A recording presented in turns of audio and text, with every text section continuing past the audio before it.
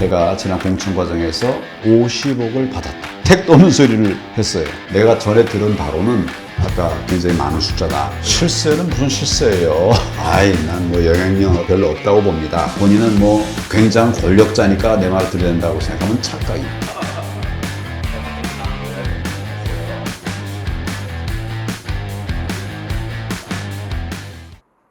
이유라든가 배경이 좀 어떤 것일까요?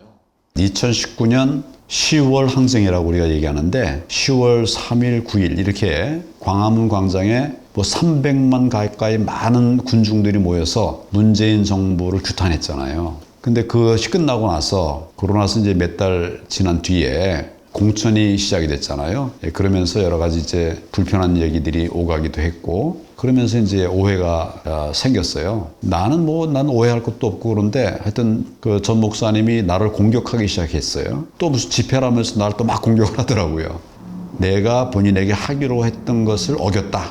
근데 뭘 어겼는지 모르겠어요.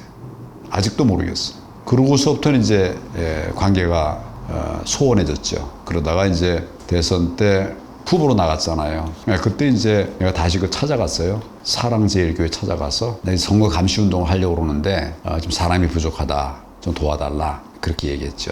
도와준다고 그러더니 실제로는 하여튼 뭐 거의 도움이 없었어요. 말은 그렇게 했는데 그 4번을 찾아갔거든. 도와준 인원은 21명. 거의 뭐 도와주질 않은 것이죠. 근데 그 이후에는 뭐 아무 관계가 없었어요. 그러다 이번에 이제 내가 다시 당대표 선거 나왔는데 그 한 일주일인가 열흘 전인가 그때쯤 해가지고 이제 내가 지난 공천 과정에서 50억을 받았다. 정말 택도 없는 소리를 했어요. 그래서 내가 이제 나는 그런 일 받은 일이 없다라고 해서 고소하고 하겠다고 했더니 이제 또 아내에게 줬다. 내가 아니라 아내에게 줬다. 또 이런 얘기도 하고 뭔 소리인지 모르겠어요. 그래서 뭐 고소를 했고 그 때문에 이제 최근에 이런 갈등이 벌어지게 된 거죠. 대표님 말씀해 주셨잖아요. 예.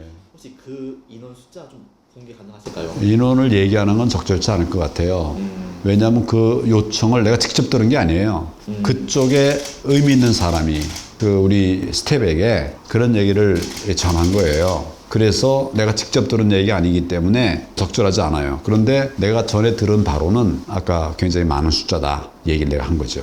정가원 목사가 이제 국민의힘 내에서 약간 얼마나 실세는 무슨 실세예요. 아이, 난 뭐 영향력 별로 없다고 봅니다.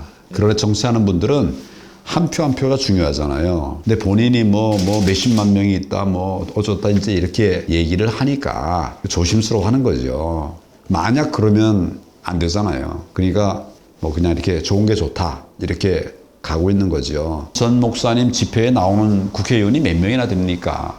몇 명 되지 않아요. 뭐 예를 들어 김재원 의원이 갔다. 그건 이제 김재원 의원이지 그때 누가 갔습니까? 같이 갔습니까? 혼자 갔습니까? 다른 경우도 되게 마찬가지예요. 그것이 이제 당의 흐름이다라고 생각하면 그건 대착각입니다. 총선에서 약간 그런 일이 반복될 거라 보시는지. 모르겠습니다. 근데 정광훈 목사가 의원들을 확보하고 싶어 하는 생각은 굉장히 강했습니다. 오래됐어요. 뭐 제 기억에는 한 20년 가까이 이렇게 본인이 국회의원을 만들려고 노력을 많이 했습니다. 근데 처음에는 순수했어요. 그러니까 교계가 주장하는 것들이 국회에서 받아들이지 않으니까 뭐 예를 들어서 뭐 차별금지법이라든지 뭐 전교조 뭐 이런 것들이 안 받아들여지니까 이제 그 보수 정치 운동을 한 것으로 알고 있어요. 그런 것까지는 다 괜찮았습니다. 근데 나중에는 이제 욕심이 이제 들어간 것 같아요. 변질됐다고 그럴까? 뭐 이런 상황이죠. 그때부터 제가 이제 더 이상 할 수 없다 이렇게 생각을 한 거죠. 그 정가훈 목사의 신도들을 이제 당원 가입하게 하는 우리 당에 많이 들어오는 거는 난 좋다고 생각합니다. 뭐 누가 됐든지 간에 그 우리 안에 들어온 사람들은 안 들어오는 것보다 낫잖아요. 들어온 사람들 안에서도 이제 교육하고 이렇게 해가지고 우리의 가치를 공유하면 되는 거예요. 그런 노력은 해야죠, 우리 당이. 그런데 이제 어떻게 보면 그 중에 뭐 당하고는 아무 생각도 없이 정광훈 목사의 지시에 따라서 움직이는 사람이 있다면 뭐 그거는 별로 바람직한 일은 아니죠. 그런 건 필요하면은 뭐 우리 당의 당규나 당원에 따라서 제재를 할 필요가 있을 수도 있고. 근데 그냥 저는 뭐 품고 있으면 된다. 그런 생각을 해요. 반드시 종교인의 감시가 필요하다. 국민은 누구나 다 정치에 감시를 해야 돼요.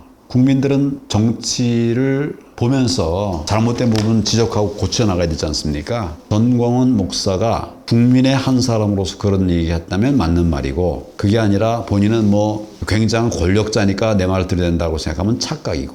다시 이제 정강훈 목사와 손을 잡을 의향이 있는지.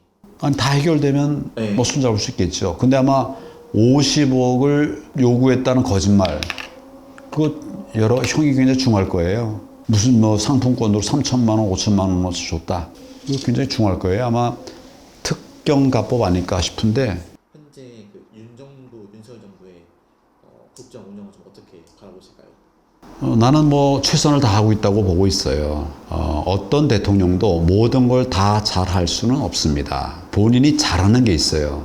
그 윤석열 대통령은 법치, 안보, 뭐 또 국방 이런 부분에서 잘하고 있다고 생각하고 있어요.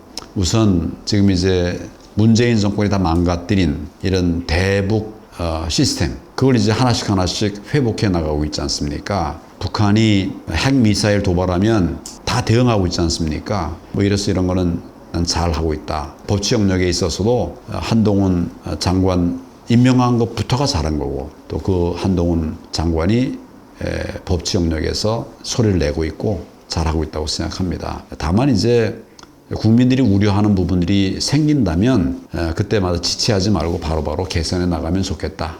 그런 생각을 갖고 있습니다. 이제 4주 동안 윤석열 대통령 지지율이 36%대더라고요. 근데 나는 계속 여론조사를 얘기하면 일희일비할 필요 없다. 윤 대통령, 윤 정부가 잘하는 부분을 끌고 가면 되는 거예요. 자꾸 시비하는 것을 거기에 머물러 가지고 그거 따지고 그거 지적한 점 보완하려고 이렇게 하다 보면 정말 얽매이죠.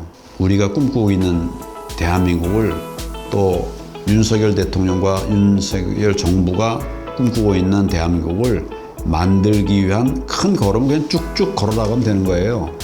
나는 윤석열 대통령 정부가 그렇게 해줬으면 좋겠어요. 알겠습니다. 감사합니다.